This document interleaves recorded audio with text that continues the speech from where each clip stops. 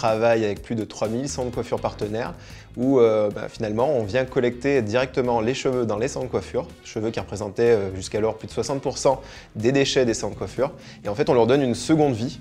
On a en fait décidé de les valoriser de différentes manières. On fait des produits de paillage pour l'agriculture biologique à partir de cette fibre capillaire. On fait aussi des absorbants pour absorber du coup les pollutions dans des milieux aquatiques ou terrestres, notamment des pollutions basses d'hydrocarbures. Et on fait aussi de l'extraction de kératine et en ce sens on participe à la recherche médicale. Donc finalement Capilum, plus qu'une création d'entreprise, c'est une véritable création de filière.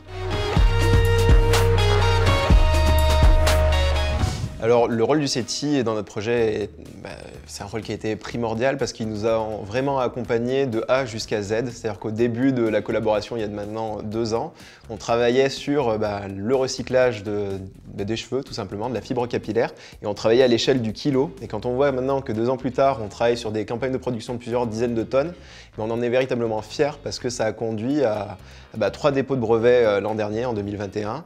Et on est en train de bâtir une innovation mondiale qui fera du cheveu la fibre de demain. Alors les relations avec les équipes du CETI ont toujours été excellentes parce que en fait nous, on a entendu parler du CETI de par le bouche à oreille. On ne connaissait pas le CETI initialement et en fait c'est de par son expertise et surtout son rayonnement au niveau international qu'on est venu trouver ces experts du textile français ici à Lille. Et c'était très important pour nous de s'entourer des meilleures personnes pour faire du cheveu, justement, encore une fois, la fibre de demain. Et je les remercie tout particulièrement.